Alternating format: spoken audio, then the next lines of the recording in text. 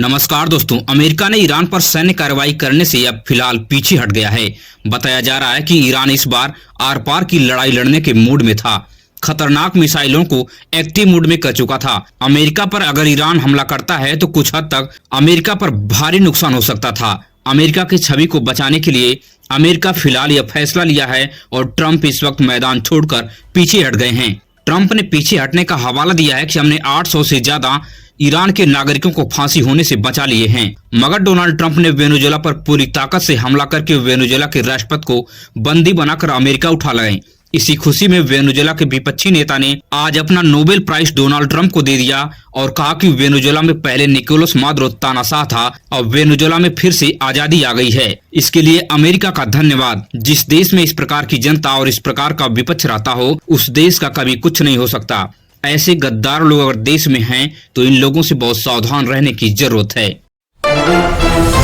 वहीं पर ऑपरेशन सिंदूर की सफलता अब सामने आ रही है। दरअसल पाकिस्तानी सेना प्रमुख आसिम मुनीर और लश्कर आतंकी हाफिज अब्दुल रऊफ ने दोनों ने यह कैमरा पर कबूल किया है कि ऑपरेशन सिंदूर का ऑपरेशन जो था बहुत खतरनाक था। इस संकट से निपटने के लिए हमें सिर्फ और सिर्फ अल्लाह ने बचाया है, बाकी और कोई भी हथियार काम नहीं आया। ऑपरेशन सिंदूर के दौरान लगातार खबरें आ रही थीं कि पाकिस्तान में जो चीन का हथियार यूज किया जा रहा है वह पूरी तरह से ध्वस्त हो गया है।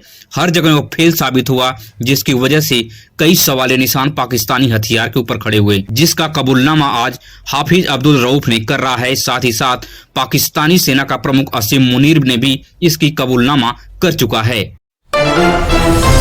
वहीं बांग्लादेश से सबसे बड़ी खबर सामने आ रही है। बांग्लादेश में एक बार फिर हिंदू परिवार के ऊपर बुरी तरह से हमला किया गया है। महिलाओं की आबरू को तार तार कर दिया गया है और पूरे घर को दंगाइयों ने आग के हवाले कर दिया है।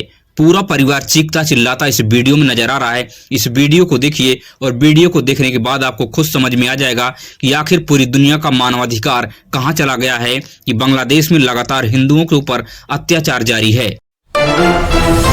वहीं पर नगीना के सांसद चंद्रशेखर रावण ने महेंद्र सिंह धोनी से अचानक मुलाकात की। इस मुलाकात का बहुत बड़ा सियासी मायने निकाला जा रहा है। आपको क्या लगता है, कमेंट में टाइप करके जरूर बताएं।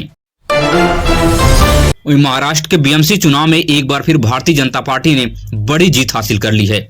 इंडिया गठबंधन का पूरी तरह से सुपड़ा साफ हो चुका है। इंडिया गठबंधन एक बार फिर बड़े सवालों के घेरे में खड़ी हो गई है। महाराष्ट्र का बीएमसी चुनाव कांग्रेस के लिए अग्नि परीक्षा थी, मगर कांग्रेस यहां पे बुरी तरह फेल हो चुकी है। राहुल गांधी लगातार वोट चोरी का मुद्दा भारतीय जनता पार्टी के ऊपर और चुनाव आयोग के ऊपर लगाते रहते हैं, मगर जमीन की हकीकत कुछ ऐसी है कि बीएमसी चुनाव में कांग्रेस कोई भी कारनामा नहीं दिखा पाई है। कांग्रेस का जनाधार यहाँ पे बिल्कुल नजर नहीं आ रहा है। वहीं पर बिहार विधानसभा चुनाव की करारी हार के बाद तेजस्वी यादव ने आज समीक्षा मीटिंग जारी की है और इस मीटिंग में विधायकों को बुलाया गया और विधायकों के साथ मीटिंग की गई। लेकिन तेजस्वी यादव के आसपास जो घेरा था वह जयचंदों का था। इस प्रकार का कहना रोहिणी आचार्य का है। रोहिणी आचार्य ने साफ शब्दों में कहा है कि अगर यह जयचंद या गिद्ध अगर तेजस्वी यादव के आसपास से नहीं हटाए गए तो आरजेडी का कुछ नहीं होगा।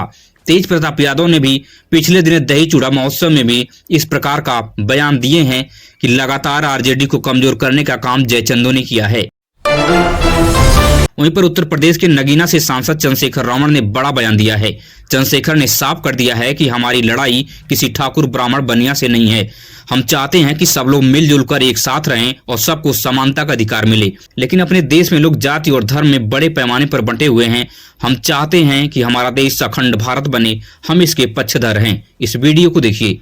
हमारी लड़ाई किसी से नहीं है, न ब्राह्मण ठाकुर बनिए से भी हमारी लड़ाई है। हम तो उनको भी चाहते हैं कि वो समता के मार्ग पे आ जाए।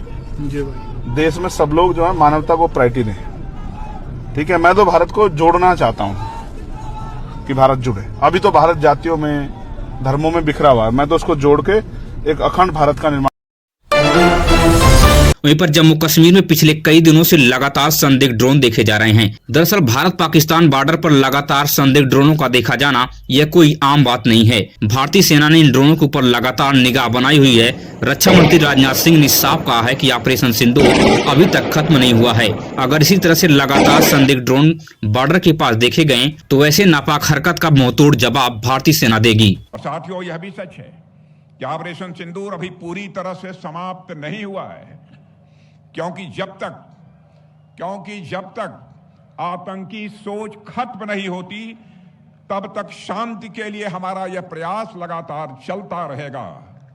मैं राजस्थान की इस वीर धरती से की मैं घोषणा कर रहा हूं।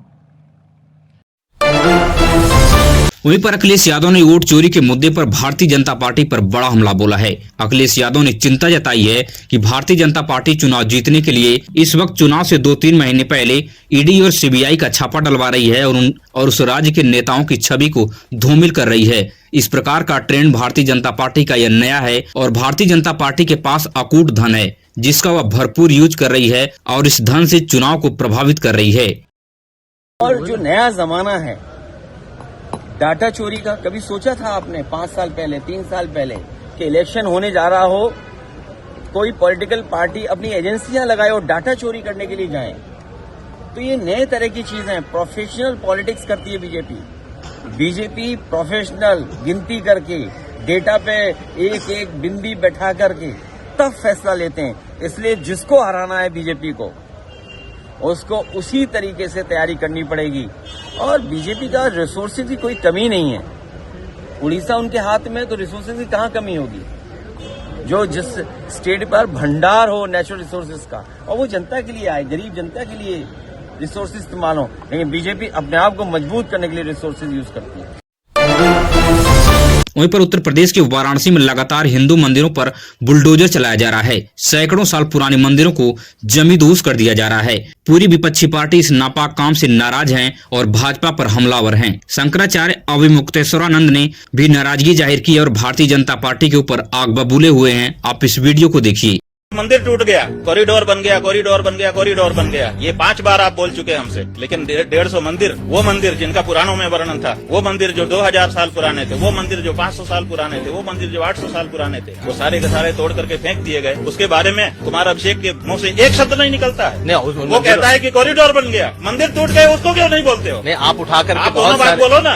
घटना दोनों घटी है। 150 मंदिर तोड़े गए हैं और कॉरिडोर बना है। आप केवल एक चीज बोलते हो, कॉरिडोर बन गया, कॉरिडोर बन गया। 150 मंदिर तोड़ गए, नेस्त नाबूद हो गए, उसको क्यों नहीं बोलते हो? हमको ये बताओ। महाराज जी, आप वहाँ से वही बात है, आप एक पक्ष बोलोगे, दूसरा पक्ष छोड़ दोगे। जो पक्ष हमको चोट पहुंचा रहा है, उस पक्ष के बारे में आप अनदेखी कर रहे हैं।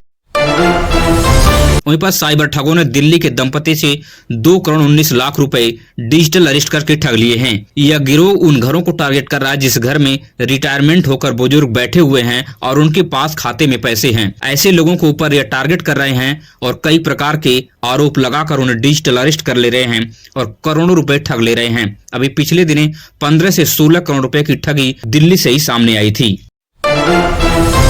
वहीं पर एक रोचक वीडियो सामने आ रही है। योगी आदित्यनाथ ने गोरखनाथ मंदिर में लोगों से मुलाकात करते वक्त एक बच्चे को पास बुलाते हैं और उस बच्चे से पूछते हैं कि आपको क्या चाहिए। तो यह बच्चा वीडियो में आपको दिख रहा हो कि योगी आदित्यनाथ के कान में जाकर चिप्स की भारी भरकम डिमांड करता है, जिसे लेकर लोग उसकी खिल्लियां उड़ा रहे हैं। इस वीडियो को देखिए।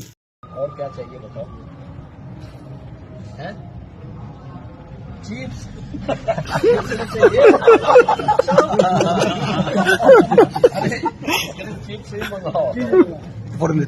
अगर आप देश और दुनिया से बड़ी खबरें देखने में दिलचस्पी रखते हैं तो हमारे इस चैनल को सब्सक्राइब कीजिए और वीडियो अपने दोस्तों और रिश्तेदारों तक शेयर कीजिए।